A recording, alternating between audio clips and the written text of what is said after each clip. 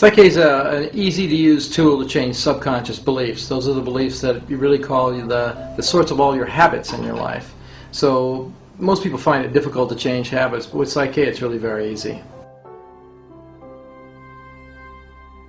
Well, Psych-K is based on a lot of neuroscience research, actually. Left-right brain integration, it's called split brain research sometimes, or brain dominance theory. The idea is to reduce the resistance to internalizing a new idea. You know, most of us have used positive thinking, willpower, and a lot of effort to change our lives, whereas Psych-K first of all reduces the resistance to the new idea and then internalizes it very easily through various processes that integrate the left and right hemisphere of the brain.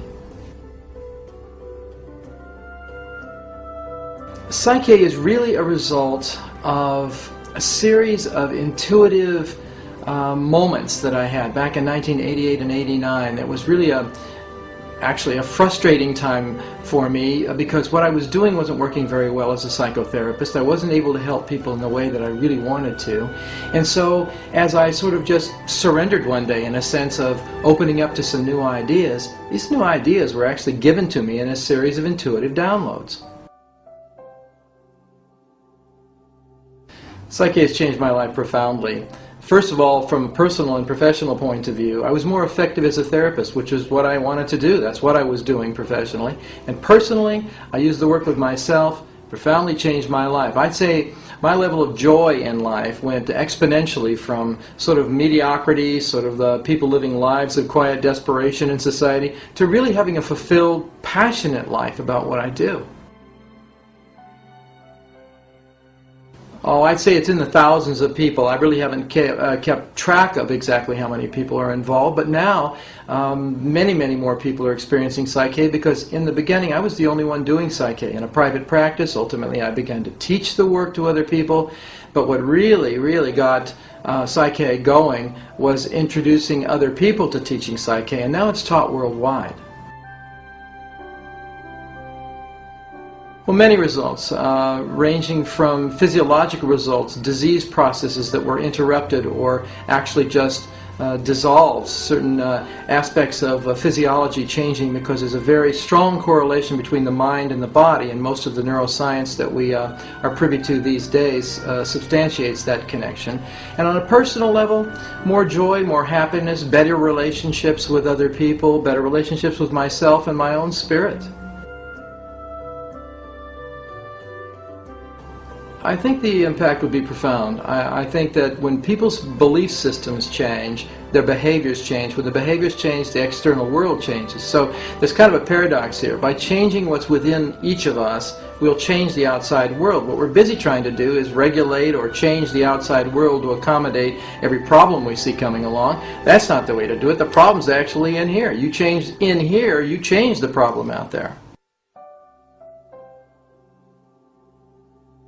Beliefs play a profound role in what children learn because they begin learning long before they're children. Actually, in utero is when the first learning begins to take place, and that's a biological learning. That's a learning that you could call nature's Head Start program, as a biologist friend of mine calls it, Bruce Lipton. He talks about gestation being a period of getting ready to be born, and actually you're learning what your environment's going to be like before you are born. So once you're born into that environment, then all of the information that you have begun with during gestation is moved into the world. Then that's reinforced over and over again until about age 5 or 6 years old. Mostly what you're doing is learning how to survive in your environment. Those learnings become belief systems, and those belief systems then follow you for the rest of your life, and unless you've got an effective way to change the ones that aren't useful to you later on. You get beliefs early on, for instance, that you have no value, that you're not really an important person, or you're not capable in the world of doing much of anything. And it's not that parents are deliberately programming their children in this way. They're just hand-me-down beliefs. They come from their parents, who got them from their parents. So we hear things like, oh, you know, you're slow, you're not going to be able to succeed in school. What you do is never good enough, you should try harder. All those kinds of things actually ultimately debilitate kids. They go into a school situation already at a disadvantage, then their belief systems are printed out through behaviors, reinforced by teachers, other students, administration. When that changes, everything changes. Well, first and foremost, to change the way that structure and system impacts them as teachers. Because if all they feel is stress every day, the human body was never designed to handle chronic stress. Acute stress, yes, that's fight or flight response. You know, something happens, you need to gather up your resources and take off, you do, or you stand your ground and you fight.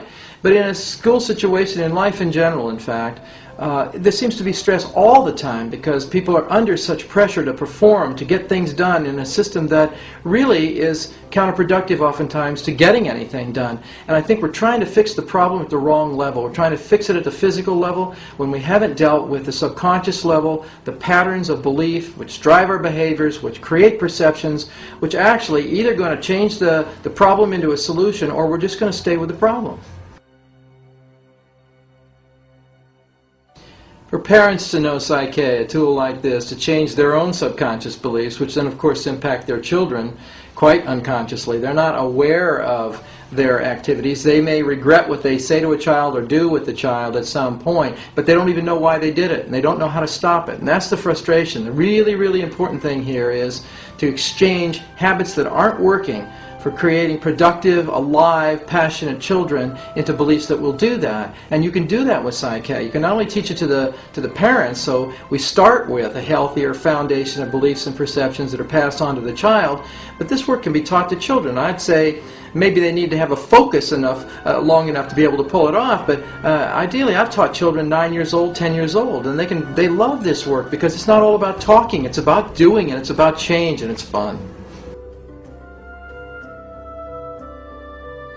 With superintendents at this point, it would be a good idea for them to contact me directly. I'd love to discuss the possibilities of how this element of their whole world might enhance what they're trying to do. I don't have all the answers to the school system's dilemma, but I have one that I think is a piece of the puzzle that when placed properly in the whole matrix of the problem would have a profound effect on all other aspects of education.